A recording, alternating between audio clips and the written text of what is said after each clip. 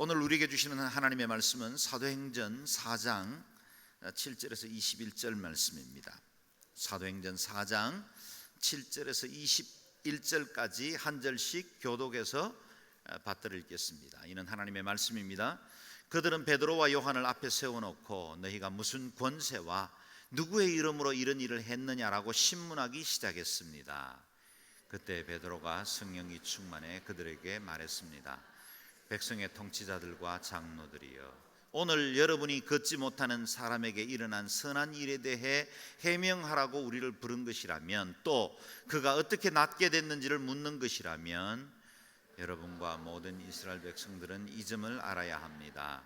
이 사람이 다 나아서 여러분 앞에 서게 된 것은 여러분이 십자가에 못 박았지만 하나님께서 죽은 사람들 가운데서 다시 살리신 나사렛 예수 그리스도의 이름으로 된 것입니다. 이 예수는 건축자들의 버린 돌이지만 집 모퉁이의 머릿돌이 되셨습니다. 예수 외에 다른 어떤 속에도 구원을 얻을 수 없습니다. 하나님에게서는 하늘 아래 우리가 구원받을 만한 다른 이름을 우리에게 주신 일이 없기 때문입니다. 그들은 베드로와 요한이 아무런 교육도 받지 않은 평범한 사람인 줄 알았는데 그렇듯 용기 있게 말하는 것을 보고 놀라지 않을 수 없었습니다. 그러고는 비로소 그들이 과거에 예수와 내내 함께 있던 사람인 줄 알게 됐습니다. 게다가 병이 나은 사람이 두 사도 곁에 서 있는 것을 보니 더 이상 할 말이 없었습니다. 그래서 그들은 그 사람들을 공회 밖으로 나가도록 명령하고 함께 의논했습니다. 그들이 서로 물었습니다. 이 사람들을 어떻게 할까요? 그들이 대단한 기적을 행했다는 사실을 예루살렘에 사는 모든 사람들이 알고 있고 우리도 그것을 부인할 수는 없습니다. 어쨌든 이 일이 백성들 사이에 더 이상 퍼져나가지 않도록 하려면 이 사람들에게 어느 누구에게도 예수의 이름으로 말하지 말라고 경고해야 합니다.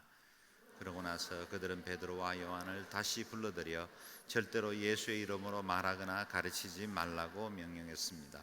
그러나 베드로와 요한이 대답했습니다. 하나님의 말씀보다 당신들의 말에 순종하는 것이 하나님 보시기에 옳은지 스스로 판단해 보십시오. 우리는 보고 들은 것을 말하지 않을 수 없습니다. 함께 그들은 사도들을 다시금 협박하고 나서야 겨우 풀어주었습니다. 그들이 사도들을 처벌할 수 없었던 것은 모든 사람들이 그 일어난 일로 인해 하나님을 찬양하고 있었기 때문입니다. 아멘. 베드로와 요한이 성전 미문 앞에 앉아있던 40년 된 나면서 안전뱅이 된 그 사람을 일으킨 이 기적은 우리에게도 얼마나 큰 격려와 용기를 줍니까? 베드로 스스로 고백했듯이 그 기적은 베드로에 의해서 드러났습니다. 그러나 개인의 영성과 베드로의 능력 때문에 일어난 것은 아니었습니다. 분명히 베드로 안에 확신이 생겨났고 그의 손으로 잡아 일으켰고 그의 입으로 은과 금은 내게 없거니와 선포한 것도 사실이지만 그것은 베드로의 기적이 아니었습니다. 주님이 행하셨고 주님이 그 능력을 드러내셨습니다. 그런데 보십시오. 주님의 능력이셨는데 주님이 행하셨는데 주님이 베드로와 요한이라는 도구를 통해서 일하셨다는 사실입니다. 하나님은 당신의 그 기적과 능력을 드러내실 때 제자들을 통해서 일하십니다. 주님은 지금도 살아계십니다. 그 살아계신 주님께서 그 능력을 드러내실 때 어떤 방법을 사용하십니까? 주님의 이름을 통해 일하십니다. 주님의 이름에 그 보배로운 능력을 부여하시고 그 이름을 통해 일하십니다. 그래서 주의 이름을 부르는 자는 구원을 받습니다. 주의 이름으로 무엇이든지 구하라고 말씀하십니다. 주의 이름으로 선포하면 그것이 능력이 됩니다. 주의 이름은 권세가 있습니다. 주의 이름은 유일합니다. 보배로운 이름입니다. 그 이름으로 오늘도 온 세상 모든 인류에게 구원이 전파되고 있습니다.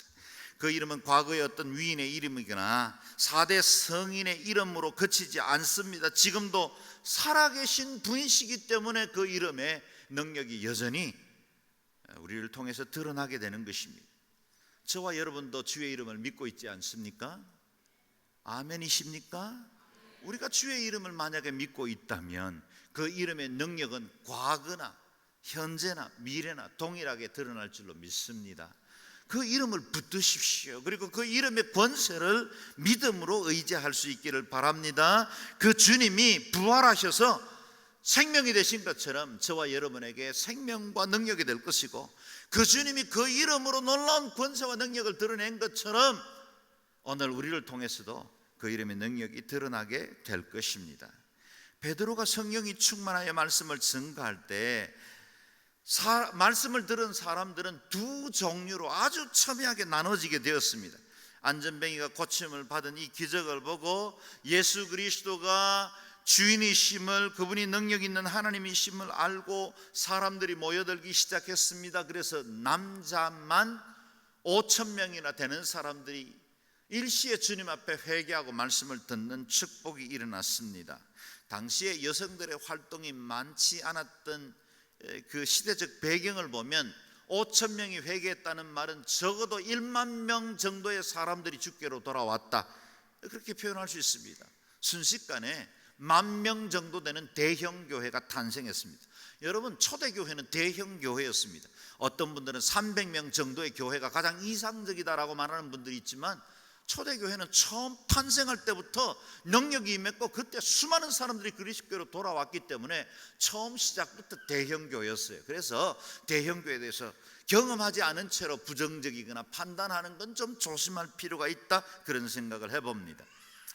이 순식간에 1만 명 공동체로 급성장한 이 교회도 있었지만, 그래서 주를 따르는 무리의 한편이 있었지만, 다른 한편은 예수 그리스도의 이름을 반대하는 자들, 당시의 기득권을 가지고 있던 종교 지도자들이 이것을 대적하여 일어서기도 했다는 겁니다. 오늘 우리가 읽은 말씀은 아니지만 1절에서 4절까지의 말씀을 같이 자막을 통해서 읽어보겠습니다. 시작.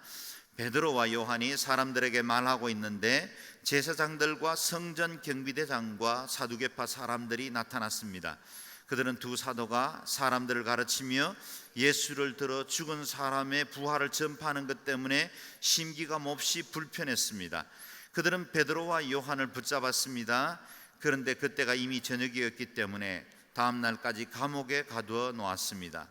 그러나 사도들의 말씀을 들은 많은 사람들이 믿게 됐고, 그리하여 믿게 된 남자의 수가 5,000명쯤으로 늘어났습니다. 아멘. 보십시오.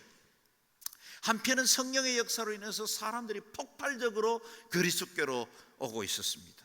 그러나 한쪽에서는 복음이 전파되는 것에 심히 마음이 불편해서 그것을 방해하려는 적대 세력이 일어나게 되었습니다. 항상 지난 2000년 교회 역사를 보면 언제나 복음의 부흥이 있는 곳에 동시에 복음을 박해하고 복음을 반대하는 사람들도 있어 왔습니다. 이상한 일 아닙니다. 성경에서도 이미 베드로전서에 이미 예언되었습니다. 불시험 당하는 것 이상한 일처럼 여기지 말라는 겁니다. 여러분, 우리가 예수 잘 믿으려고 하면 우리를 제대로 주님 앞에 나아가지 못하게 하는 많은 방해의 세력들이 우리를 붙들려고 할 거예요.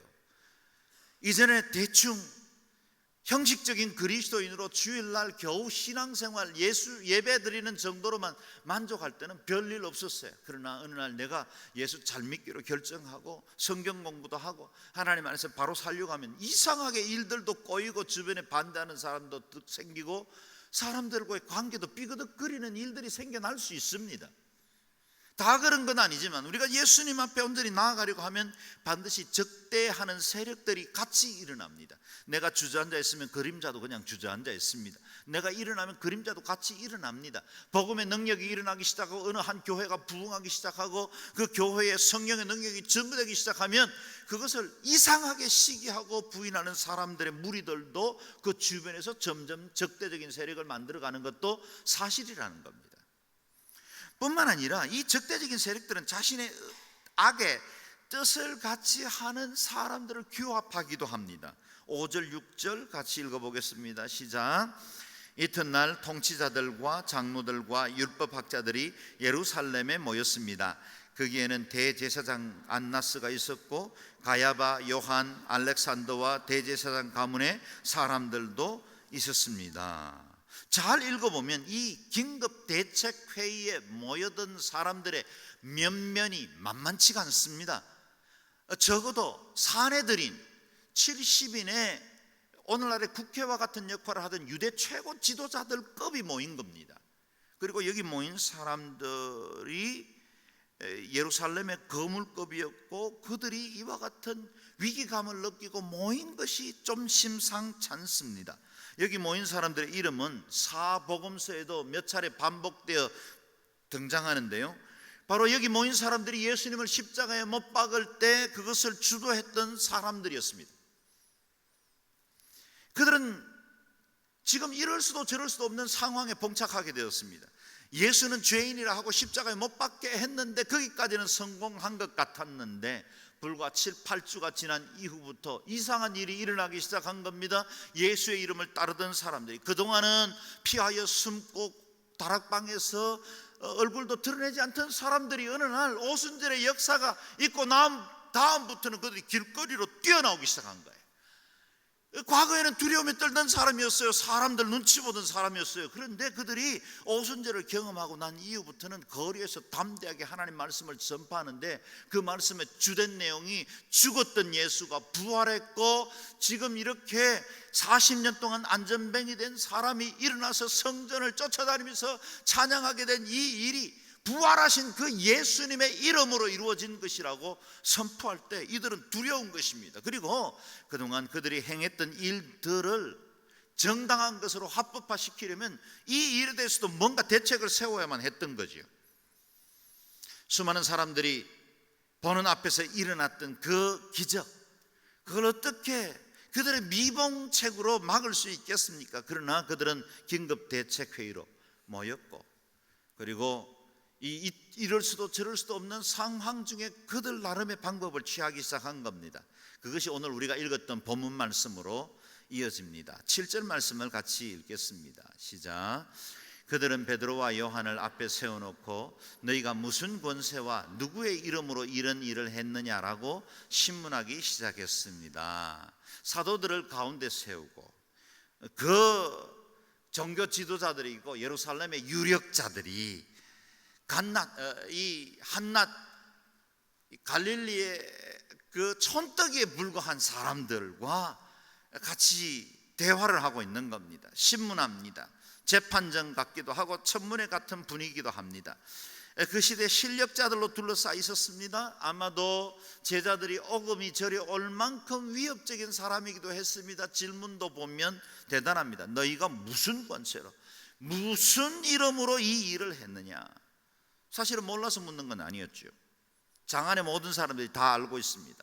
자신들도 다 알고 있습니다. 이들을 핍박할 수 있을 만한 단서를 잡기 위해서 질문을 한 거죠. 오늘 이들이 버려나가는 장면들을 보면 저들에게는 40년 동안 안전뱅이가 되었다가 일어난 한 사람의 변화된 인생, 그 경축스러운 삶, 그 삶에 일어난 놀라운 기적으로 인해서 온 장안이 함께 기뻐하는 이런 것들은 아랑곳하지 않습니다. 오로지 자신들의 기득권을 지키는 데 혈안이 되어 있습니다. 당시에 회중들 앞에서 말씀을 가르칠 수 있는 사람은 제사장이나 율법 교육을 받았던 서기관들이었습니다. 레위인들 중에서도 24반차, 다시 말하면 레위인 중에서도 가까운 성전에서 섬기는 중심 인물들만 성경을 교육할 수 있게 된 것이 상례였습니다.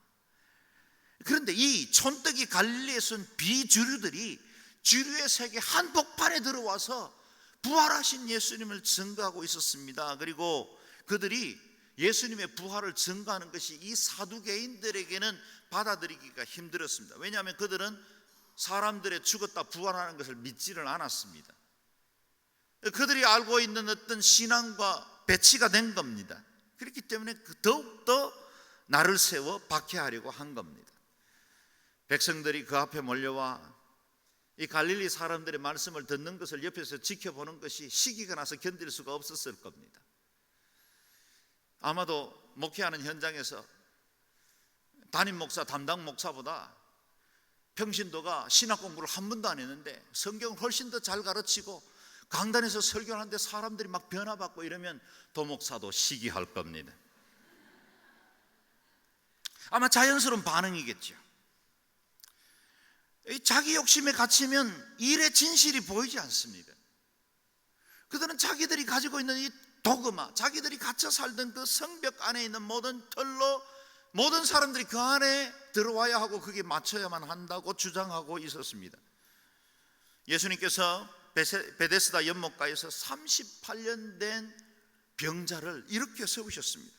천사가 물을 동하게 할 때 그 우연치도 않는 기회에 어느 날 갑자기 일어난 그 일에 한 가닥 희망을 걸고 있던 한 사람, 38년 된 그 쓰라린 질병과 고통을 안고 한많은 인생을 살아왔던 사람을 치유합니다. 내 자리를 들고 일어나 걸어라. 그가 그 즉시로 치유를 받았습니다. 그걸 봐야죠. 그 놀라운 은혜와 기적을 봐야죠. 근데 옆에 있던 사람들이 오늘 안식일인데 돗자리를 들게 하다니요.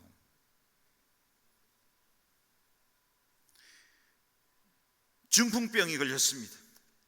수족을 움직이지 못합니다. 4명의 사람들이 들것에 들고 지붕을 뜯어내는 그런 고통을 감수하고라도 예수님 앞에 달아내렸고 주님께서 그 사람을 치유하셨습니다. 소자야 내 죄가 용서함 받았느니라. 그가 벌떡 일어났어요. 그걸 봐야죠. 근데 자기 도구마에 갇힌 사람은 그게 보이지 않습니다. 아니 당신이 누군데 죄사함을, 하나님 외에는 할 수 없는 죄사함을 선포한단 말입니다. 비난합니다. 주일입니다. 일할 수 없는 그날에 한켠에 예배하는데 한 사람이 손 마른 자가 있습니다. 아마도 한쪽 손이 비틀어졌을 거예요. 다른 한 손은 멀쩡한데 다른 한 손은 전혀 움직일 수 없는 그런, 그야말로 그 인생과 영혼이 그렇게 말라 비틀어진 것처럼 고통받던 한 사람입니다. 내 손을 내어뻗으라. 치유받았습니다. 모두가 함께 박수하고 기뻐해야 할 그날에 안식일에 감히, 이게 만약에 과거 예수님 시대 때 종교적 도그마에 빠졌던 사람들의 이야기로 그치면 얼마나 좋겠습니까? 오늘날 우리들 가운데도 예배하면서 자기의 생각과 자기 틀에 갇혀서 다른 사람들의 생각과 다른 어떤 새로운 일들을 용납하지 못하는 사람들이 얼마나 많은지. 온누리교는 지금까지 제도나 형태 존중했지만, 그리고 그 그릇 안에서 지금까지 성장한 것도 사실이지만, 그러나 그 모든 것들을 언제나 성령님 앞에 민감하게 반응하면서 즉각적으로 그 모든 것들을 바꿀 수 있는 교회로 달려왔습니다. 그래서 뭐 어떤 계획을 세우든지 간에 우리가 연간 행사 계획도 세우고 예산도 편성하지만, 그러나 지금 성령님께서 오늘 우리 세대에 지금 이 일을 원한다고 생각하면 그 모든 것들을 헛털어버리고 새로운 일들을 기꺼이 도전하고 시도할 수 있었던 교회. 그래서 교회는 틀 안에 갇히지를 않았습니다. 그래서 한국교회 신선한 도전도 들을 수 있었고, 또 한국교회 많은 교회들이 처음에는 때로 비난도 하고 그 일에 대해서 이상하게 여기기도 하다가 지금 대부분의 교회들이 그렇게 오기도 합니다. 새로운 시도, 새로운 변화를 위한 우리의 껍질을 깨뜨리고 우리가 익숙해 있는 전통으로부터 벗어나지 않으면 하나님의 새로운 일들을 이루기가 어렵습니다. 저는 우리 온누리 성도들이 이제까지 지켜온 신앙생활의 그 아름다운 전통들을 계속해서 지켜나갈 수 있기를 바랍니다. 또한 새로운 일들에 대해서도 언제나 열려있는 마음으로 받을 수 있기를 바라요. 왜 연간 행사 계획에 없는데 이 일을 하십니까? 예산이 없는데.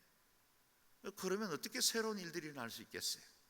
제가 감사한 건 우리 양재 온누리교회 섬기는 동안 우리 운영위원들이 한 번도 제게 그런 형태의 말씀을 해보신 적이 없습니다. 정말 멋진 온누리 리더십이죠. 앞으로 더 잘하라고 말씀드린 겁니다. 전 정말 이런 동력자들과 함께 사역하는 것이 너무 기뻐요. 그리고 언제든지 하나님 원하시면 우리는 새로운 시도를 할 것이고, 우리가 지금 이 예배 형태가 이것이 옳았다라고 생각하더라도 새로운 하나님의 기름 부심과 성령님이 움직이시면 우린 기꺼이 그 일에 우리 자신을 내어드릴 겁니다. 그래야 변화가 빠른 세상 한가운데서 어떻게 우리가 복음의 능력을 효과적으로 전할 수 있는지를 발견하게 될 거예요. 그래서 복음에 대해서는, 말씀에 대해서는 극도로 보수적이 되어야 합니다. 우리는 보수적 교회입니다. 하나님의 말씀에 대해서는 철저히 보수적입니다. 그러나 문화에 대해서는 철저히 열려 있습니다. 어떤 방법도 우리는 시도할 수 있습니다. 말씀에 위배되지 않는 것이라면, 예수 그리스도의 구주되심을 깨뜨리지 않는 것이라면 무엇이든 시도할 수 있습니다. 그렇게 해서라도 만약에 한 영혼이라도 더 구원할 수 있다면, 한 사람이라도 쉽게 교회의 담벼락을 넘어올 수 있다면, 문턱을 낮출 수만 있다면 우리는 기꺼이 그와 같은 제도, 전통, 경험들을 내려놓을 수 있어야 합니다.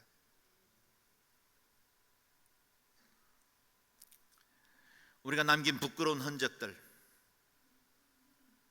때로는 우리가 옳다고 여기던 것들, 시간이 지나면요 사실 별거 아닙니다. 그래서 너무 내가 붙들고 있던 그것 잡으려고 아등바등하지 마세요. 한 걸음만 밖에 나가서 보면 그닥 중요하지 않은 거였고, 그것 때문에 목소리 높일 일도 아니었습니다. 양희연 씨가 부른 노래가 하나 있습니다. 숲에서 나오니 숲이 보이네.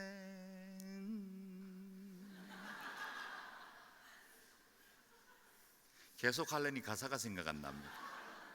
근데 이 가사는 얼마나 정말 절묘한지요. 숲에서 나와야 숲이 보입니다.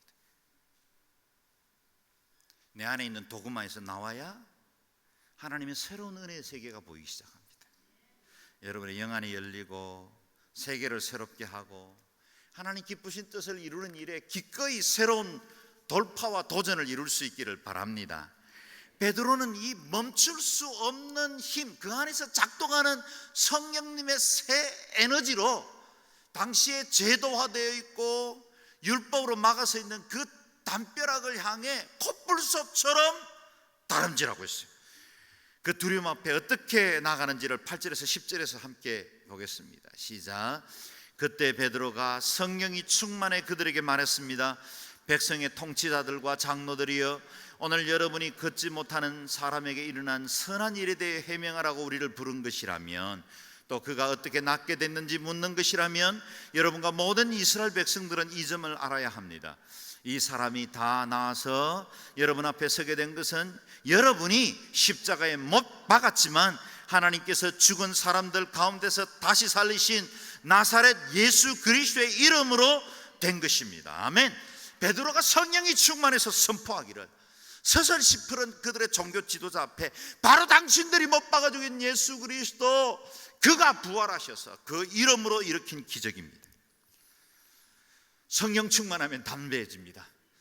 성령 충만해지면 모든 상황에 대한 직관을 갖습니다. 본질과 비본질을 구별해냅니다. 진리를 바로 선포하게 됩니다. 베드로는 자신을 둘러싸고 있는 유대 종교자들의 그 어떤 권세보다 더 크신 권세이신 하나님의 능력을 의지하고 담대함을 얻었습니다.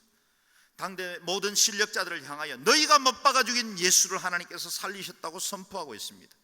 이전에는 부활을 목격하고서도 설금설금 도망가서 고기나 잡으러 가겠다고 말하던 베드로가 아니었습니까? 이전에는 자신에게 별 해를 끼칠 수도 없었던 나약한 어린 여종의 앞에서 나는 예수를 모른다고 부인하던 그런 나약한 사람이 아니었습니까? 자기 앞가림만 급급했던 그 베드로가 지금은 목숨을 내놓고 하나님의 말씀과 진리를 선포하는 자가 되었어요. 저는 여러분에게 성령이 충만하기를 바랍니다.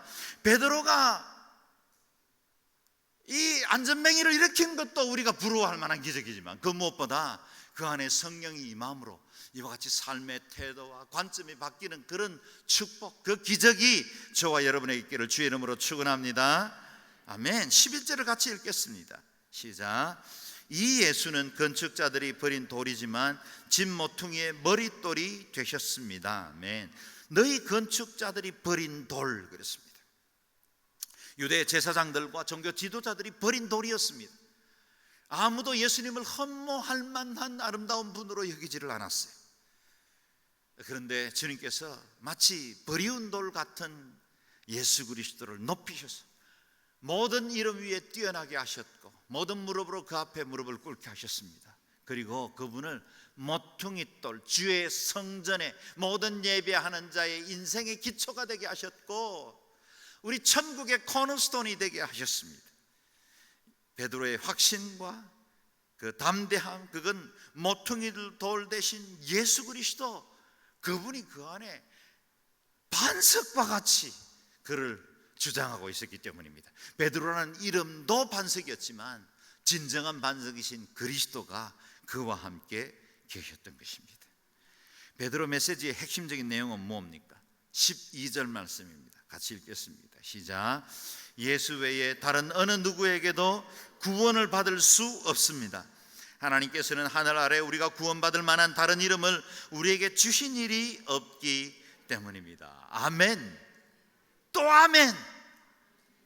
아무리 아멘해도 지나치지 않는 말씀입니다. 천하 인간의 구원을 얻을 만한 다른 이름을 우리에게 주신 일이 없습니다. 오직 예수 그리스도 유일한 이름이죠. 이 본문 말씀 너무 귀하기 때문에 저희가 이 12절 한 절 가지고 다음 주일날 온 캠퍼스가 다시 한번 설교를 하기로 했습니다. 그래서 오늘은 여기까지만 묵상하고 우리가 계속해서 말씀을 묵상합니다. 13절에서 14절 같이 읽겠습니다. 시작. 그들은 베드로와 요한이 아무런 교육도 받지 않은 평범한 사람인 줄 알았는데 그렇듯 용기 있게 말하는 것을 보고 놀라지 않을 수 없었습니다. 그러고는 비로소 그들이 과거에 예수와 내내 함께 있던 사람인 줄 알게 됐습니다. 게다가 병이 나은 사람이 두 사라도 곁에 서 있는 것을 보니 더 이상 할 말이 없었습니다. 아멘. 베드로의 설교는 이 종교 지도자들을 굉장히 당황스럽게 만들었습니다. 얼마나 놀라운 일들이었습니까? 더 이상 할 말이 없었다. 입을 막아버린 것입니다. 모든 조롱과 비난을 잠재웠습니다. 진리의 빛이 나타나니까 어두움이 설거머니 꼬리를 내린 겁니다. 거짓이 득세하다가 어느 날 참 진리가 진짜가 나타나니까 독서를 퍼붓던 그 거짓이 설거머니 자리를 떠난 겁니다. 무엇이 반대하던 자들을 잠재울 수 있었습니까? 이 멈출 수 없는 힘, 그것은 어디로부터 비롯되었습니까? 세 가지가 있습니다. 첫 번째는 저는 여러분에게도 이 베드로와 같은 이 세 가지가 주어지길 바라는데요. 첫 번째는 베드로의 확신입니다. 베드로는 이 안전뱅이를 일으키고 그리고 이 일들을 주도하신 분이 예수 그리스도라는 사실을 확신하고 있습니다. 그래서 베드로의 메시지에는 막힘도 주저함도 없습니다.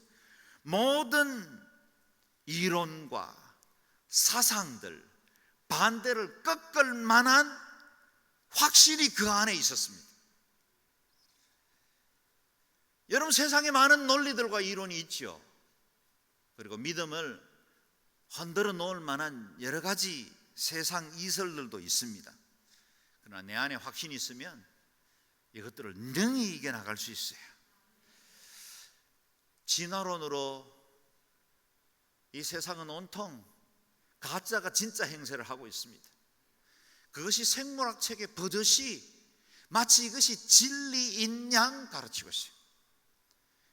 여러분, 모든 과학은 가설에 기초하고 있고 그것은 가설이라는 건 또 다른 진리가, 또 다른 이론이 이 가설을 무너뜨릴 수 있다는 걸 전제하고 있음에도 불구하고 우리의 생물체계는 그것이 진실인 양 말하고 있어요. 우리 아이들의 믿음이 많이 흔들리는 때입니다. 오늘 차 타고 오면서 우리 선교사님과 대화를 나눴는데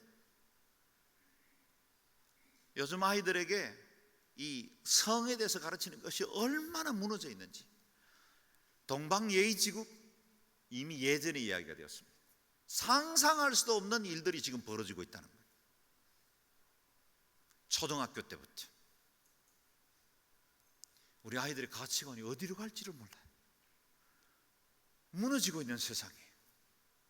진리를 몰라 어둠 가운데서 이리저리 방황하는 세대가 되었습니다. 확신이 필요한 시대가 되었어요. 포스트 모더니즘들의 시대의 정신 자체가 절대 진리를 부인하는 시대이기 때문에 우리는 더욱더 절대 진리를 확신하는 사람이 되어야 합니다. 베드로가 쏟아놓는 이 말들은 학문 없는 범인이 할 수 있는 말이 아니었습니다. 베드로는 랍비 학교를 마친 것도 아니고 율법을 연구하던 서기관도 아니었습니다. 갈릴리 어부 출신이었던 그가 가진 확신과 구약을 꿰뚫는 통찰, 그래서 신약 예수 그리스도 안에서 완성된 이 복음의 메시지를 강해할 수 있었던 것은 베드로 자신의 메시지가 아니라 성령님께서 주신 것입니다. 이것이 하늘로부터 주시는 지혜입니다. 이 세상의 지식과 하늘의 지혜는 다릅니다. 말 잘하는 사람이 성경도 잘 가르칠 것 같죠? 저 그렇지 않은 건 많이 봤어요. 믿음의 사람이지만 성경에 대해서 진리에 대해서 성령님이 임하고 계시하지 않으시면, 여러분, 말 잘한다고 해서 성경 잘 가르치는 거 아니에요. 그리고 어떤 사람이 흉내는 좀 낼지 모릅니다. 그러나 그 성령님이 역사하시는 말씀과 성령님이 일하지 않은 채로 자기의 입술의 지혜로 말하는 건 차원이 다릅니다. 나중에 열매가 달라져요. 여러분, 미국의 위대한 부흥 세기를 주도하던 사람들 가운데는 조나단 에드워 같은 탁월한 지식과 또 세상적 배경을 가지고 있는 사람들도 있지만 구두 수성공 출신의 무디 같은 사람도 있습니다. 한 번은 무디가 설교하고 왔더니 한 신문 기자가, 무디 선생님, 당신이 설교한 것에는 제가 카운트했는데 약 180번의 어법이 틀립니다. 제 설교를 그렇게 분석하는 분이 없기를 저는 간절히 바라고 있습니다만 180번 정도 앞뒤가 맞지 않는 단어나 문장을 사용했습니다. 그랬더니 무디가 웃으면서 그런 말을 합니다. 제가 그랬군요. 그러면 당신의 정확한 언어로 도대체 지금까지 몇 사람이나 변화시켜 왔습니까? 여러분, 문장이 사람을 변화시키는 거 아닙니다. 유창한 말이 어떤 사람들의 인생의 건절을 송두리째 바꿔놓을 수 있는 능력이 되겠습니까? 하나님의 말씀, 하나님의 지혜, 성령님의 역사가 아니면 사람은 변화되지 않습니다. 우리 안에 있는 확신도 내가 의지적으로 믿고 내가 믿음을 노력해서 주어지는 것이 아니라 하늘로부터 임하는 그 믿음의 선물이 우리 위에 부어져야 합니다. 저는 우리 양재 온누리 성도들이 다 믿음의 반석 위에 설 수 있기를 바랍니다. 세상의 지혜나 세상의 여러 유혹들, 그럴 땐 가치관 앞에 두려움 없이 담대하게 서서 믿음으로 선포할 수 있는 사람들 될 수 있기를 바랍니다. 또 두 번째, 멈출 수 없는 힘, 그것이 베드로 안에 있었던 이유는 베드로와 요한이 예수와 함께 있었던 사람이다 라는 사실이에요. 예수와 함께 있었던 사람, 이것이 베드로를 지지할 수 있는 가장 큰 힘이 된 겁니다. 이 메시지의 근원이 자신이 아니라 예수 그리스도라는 사실을 성경은 반증하고 있습니다. 베드로의 모든 메시지는 예수와 함께 있었기 때문에 그분으로부터 배운 말씀, 그분으로부터 주어진 메시지였어요. 여러분, 베드로를 보고 예수와 함께 있었던 사람이구나, 그렇게 자신이 말한 게 아니라 다른 종교 지도자들이 말했던 것처럼 저와 여러분을 볼 때 믿지 않는 사람이 보고 저분은 그리스도인이군요, 그렇게 말할 수 있었으면 좋겠습니다. 제가 전에 들었기 때문에 정확한 말은 아니지만 아내에게 들었는데 어떤 성도가 이웃의 새로운 분을 위해서 잘 도와줬더니 어떻게 이렇게 착하세요, 교회 다니시는 분이. 여러분, 이거 굉장히 심각한 이야기입니다. 이게 어떻게 이렇게 교회 다니는 분이 착할 수 있냐는 이야기예요. 여러분, 우리를 보면 그리스도가 드러나야죠. 예수쟁이는 예수 향기가 나야 합니다. 고깃집에 가서 고기 구워 먹고 나면 고기 냄새 나잖아요. 집에 가면 당신 오늘 불고기 먹었구나, 아내가 주로 하는 말입니다. 몸에 냄새가 배기는 게 당연한 거 아니겠어요? 우리가 신앙생활하고 예수 믿으면 예수 냄새가 나고 예수님의 성품이 드러나야 합니다. 예수 그리스도께서 우리의 삶의 주인 되는 인생을 온전히 살아가야 합니다. 저와 여러분은 그저 평범한 인생을 살도록 보냄받지 않았습니다. 왜냐하면 우리 안에 예수 그리스도가 살아계시기 때문이에요. 평범한 죽음을 거절하십시오. 그냥 다른 사람들이 그랬던 것처럼, 남들처럼 조금 더 나은 환경, 좀 더 좋은 지위, 좀 더 유효한 인생 살다가 노후에 좀 편안하게 전원에 살다가 죽는 게 내 인생이지, 얼마나 쓸쓸한 인생이에요. 평범하게 죽는 것을 거절하십시오. 우리 안에 예수 그리스도가 계세요. 그리스도가 주인된 인생이 어떻게 평범할 수 있겠어요? 예수 그리스도와 그 복음을 가진 자로 특별하게 살아야 합니다. 눈에 띄는 인생 살아야 합니다. 산 위의 동네가 되어야 합니다. 세상에는 소금이 되어야 합니다. 세상이 감당치 못할 사람이 되어야 합니다. 당신에게는 예수가 함께 있군요. 그렇게 고백할 수 있는 그런 말들을 들어야 합니다. 멈출 수 없는 힘의 권은 예수 그리스도의 임재입니다. 저와 여러분 안에 예수 그리스도가 충만하게 임하고 그 주님과 동행하는 인생으로 살 수 있기를 바랍니다. 세 번째, 그 무엇보다 예수의 설교에 대해서 그들이 비난할 말이 없었던 것은, 멈출 수 없는 그 힘이 있었던 것은 베드로 옆에 병 나은 사람이 서 있었다는 사실이에요. 표적이 있는 삶입니다. 40년 된 안전뱅이가 일어서서 그 곁에 서 있는데 무슨 말이 더 필요하겠습니까? 그와 같은 표적이 있기 때문에 사람들의 입이 막아졌고 베드로 안에 멈출 수 없는 힘이 그들을 변화시키고 그들 앞에 선포할 수 있게 한 것입니다. 저는 저와 여러분의 인생 안에 표적이 있는 삶이 되기를 바랍니다. 먼저는 여러분 믿는 자들에게 따르는 표적, 그 기적이 여러분들을 통해서도 드러났으면 좋겠어요. 믿는 자들에게는 이런 표적이 따르니 귀신 들린 자를 쫓아내고 병든 자에게 손을 얹은 적 낫고 무슨 독을 마실지라도 해를 받지 아니하고 주님의 그 능력으로 복음이 전파되어지고 주의 나라 이 땅에 이루는 일이 드러나게 되는 거예요. 또 만약에 우리가 예수 그리스도와 함께 한다는 그 표적은 내 삶의 변화입니다. 이전에는 작은 일들 때문에 안달하고 두려워 떨고 막 그걸로 주눅 들던 인생이 남들이 볼 때는 굉장히 큰 일이 일어났는데 뭐 좀 마음 힘들지만 괜찮아요, 하나님 함께 하시거든요. 그렇게 말하는 사람 말이죠. 예전 같으면 절대로 용서할 수 없는 사람인데 예수님이 내 마음 안에 계셔서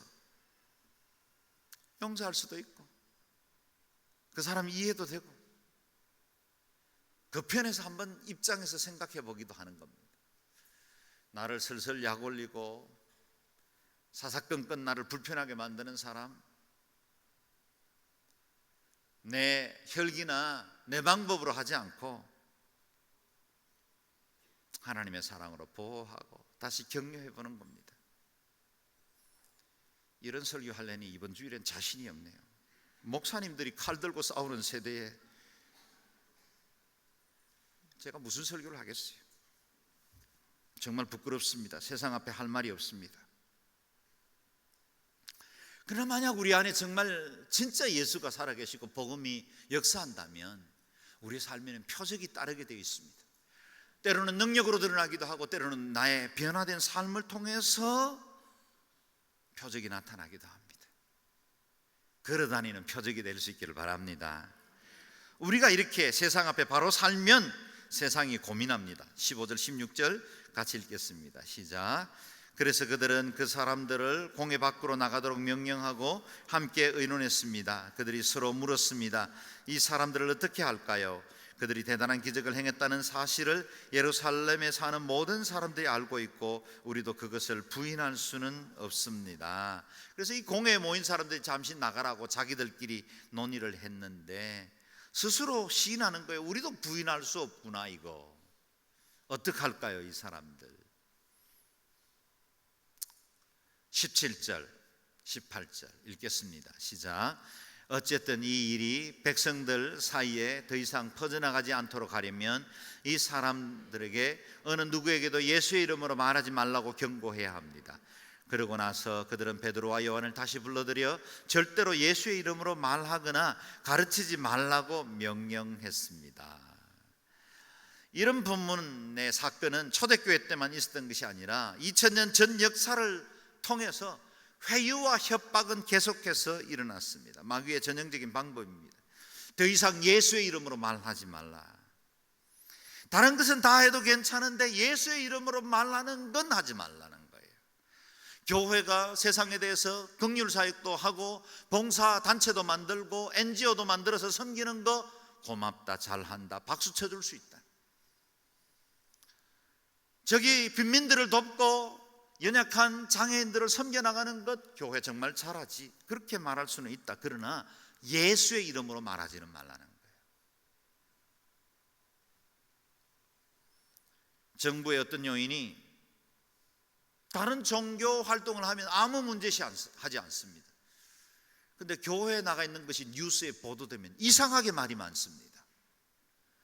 여러분, 전통 문화다라는 이름으로 샤머니즘적인 여러 무당들의 행하는 일들이나 불교에서 행하는 일들 방송에 버젓이 방송되고 그거 얼마든지 행해도 아무도 말하지 않아요. 그러나 교회에서 일어난 어떤 일들 방송하면 벌떼같이 인터넷에 공격을 합니다. 세상이 그렇게 돼 있어요. 어둠은 빛을 싫어합니다. 거짓은 진리가 정면에 나서는 것에 대해서 어찌하든지 막아서려고 합니다. 못 견딥니다. 저들은 자신이 변하려 하지 않고 진리를 왜곡시키려고 합니다.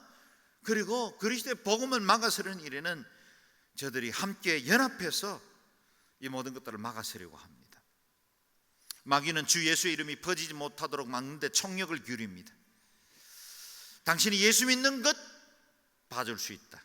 그러나 그 믿음으로 성장하는 것 못하게 합니다. 주일날 예배 가는 거 눈 감아줍니다. 그러나 예수 제대로 믿고 더 열심히 말씀 배우고 제대로 신앙생활 하려고 하면 마귀가 못 견딜걸요. 여러분, 마귀에 그냥 허용된 인생 안에서 적당하게 사시겠습니까? 아니면 온전한 믿음으로 한번 도전해 보시겠습니까? 여러분 안에 멈출 수 없는 힘, 그 에너지가 여러분 안에서 꿈틀꿈틀 내시기를 주의 이름으로 축원합니다. 이런 현실 앞에서 베드로가 어떻게 말했습니까? 우리의 고백이 되기를 바랍니다. 19절 20절 말씀 같이 읽습니다. 시작. 그러나 베드로와 요한이 대답했습니다. 하나님의 말씀보다 당신의 말에 순종하는 것이 하나님 보시기에 옳은지 스스로 판단해 보십시오. 우리는 보고 들은 것을 말하지 않을 수 없습니다. 아멘. 누구의 말을 듣는 것이 옳은지 오늘날 판단하라. 저도 여러분에게 동일하게 도전합니다. 이 세속의 여러 소리들에 대해서 순종하고 따르는 것이 옳습니까? 내 마음속에 떠오르는 여러 가지 정욕과 편안하고자 하고 야망을 가지고 있는 그 소리에 따르는 것이 옳습니까? 아니면 오늘 하나님의 말씀이 그러한 것처럼 우리가 진리 앞에 서고 주님 말씀대로 바로 서고 하나님의 교회와 주의 복음을 위해서 살기로 결단하는 그 성령님의 음성을 따르는 것이 옳습니까? 오늘날 판단하십시오. 그리고 여러분이 이 예배가 마치기 전에 여러분의 마음에 결단하실 수 있기를 바랍니다. 마지막 21절 22절 같이 읽겠습니다. 시작. 그들은 사도들을 다시금 협박하고 나서야 겨우 풀어주었습니다. 그들이 사도들을 처벌할 수 없었던 것은 모든 사람들이 그 일어난 일로 인해 하나님을 찬양하고 있었기 때문입니다. 이기적으로 병이 나은 사람은 40살이 넘은 사람이었습니다. 아멘. 반대자를 굴복시키는 능력 있는 하나님의 사람들이 되십시다. 우리 안에 있는 멈출 수 없는 힘, 그것이 우리 개인뿐만 아니라 우리 온누리 교회의 에너지가 되어서 이 세대를 변화시키고 하나님의 나라 복음을 전파하고 주의 영광 드러나는 일에 쓰임받는 저와 여러분 되시기를 주의 이름으로 축원합니다. 같이 기도하겠습니다. 다 같이 한번 자리에 일어서서 기도하실까요? 기도하실 때 하나님, 우리 안에 멈출 수 없는 힘, 그 성령의 에너지가 충만하기를 원합니다. 저도 하나님 앞에 반복적이고 습관적인 적당한 등거리에서 신앙생활하는 것에서 그치지 않고 이제 주님을 더욱더 붙들겠습니다. 믿음 앞에 바로 서겠습니다. 하나님의 사람으로 온전한 자로 서서 이 세대를 위해 쓰임받는 하나님의 사람들 되고 싶습니다. 우리 교회가 그와 같은 교회가 되고 능력 있는 교회가 되게 하여 주옵소서. 통성으로 같이 기도하겠습니다.